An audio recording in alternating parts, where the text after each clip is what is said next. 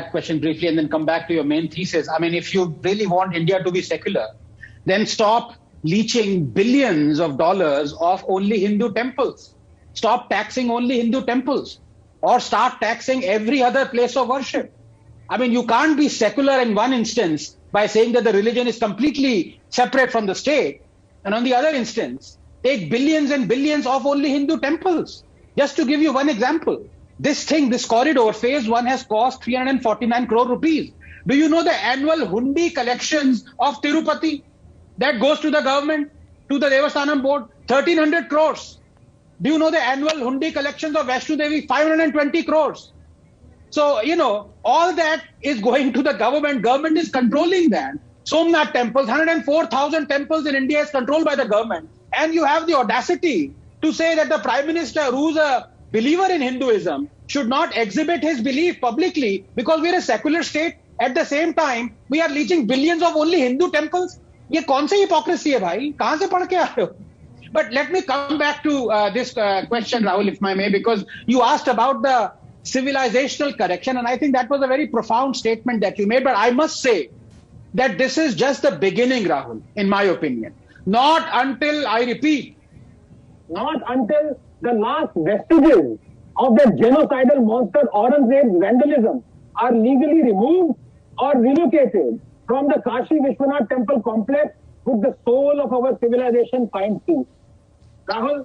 What is being celebrated today is doubtless worth celebrating. No doubt about it. It was a Herculean effort to buy out 400 properties, remove hundreds of encroachments, and then to build the corridor leading up to the Vishwanath temple. So many prime ministers, so many governments could have done this.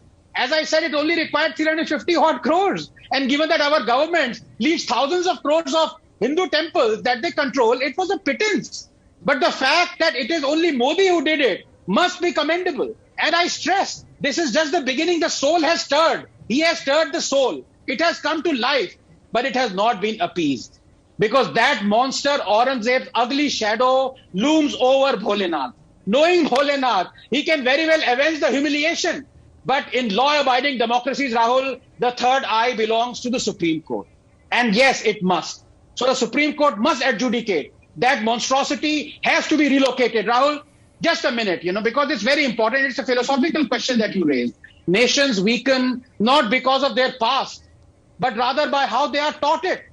For 70 years, we have been taught to celebrate Gyan Vyapi Mosque as a monument to Hindu-Muslim unity and not as what it really is, a cruel historical injustice. You know why? Because for 70 years, we have been taught to forget cruel historical injustices. From Somnath to Kashi Vishwanath, Babarpur to Bakhtiyarpur, from Allahabad to Aurangabad, these injustices have deliberately been made visible as though to lionize the debasement, celebrate the humiliation. And the irony is that the same people who have taught us this, drilled this self-loathing in us, these same people want others to fight historical injustice around the world. They condemn barbarians of the West hither to worship, like the Confederacy generals, Rhodes, Churchill, Pizarro, Murray, Colston, Leopold. Uske statues girate hain. They celebrate their roads and buildings being renamed, their statues being brought down. But here in India, the same set of Muppets eulogize barbarians like Tipu, Aurangzeb, Babar, Khilji. They celebrate the destruction of Kashi, Mathura, Ayodhya, Bhatand. It is a heady mix of hatred for Hinduism and love for jihadism. Rahul, to me, the mark of a civilization is this unquenchable thirst to demand justice for your ancestors, to correct a historical wrong. For that exemplifies a continuity, an idea, a memory that can never be erased. To correct a historical wrong, that is important. It makes justice greater than the sum of its parts, Rahul. And that is why civilizations are not fleeting like empires. That is why history is a medicine. Catharsis is a cure. The concept of justice, Rahul, is like memory. It keeps getting passed on. Just 10 seconds.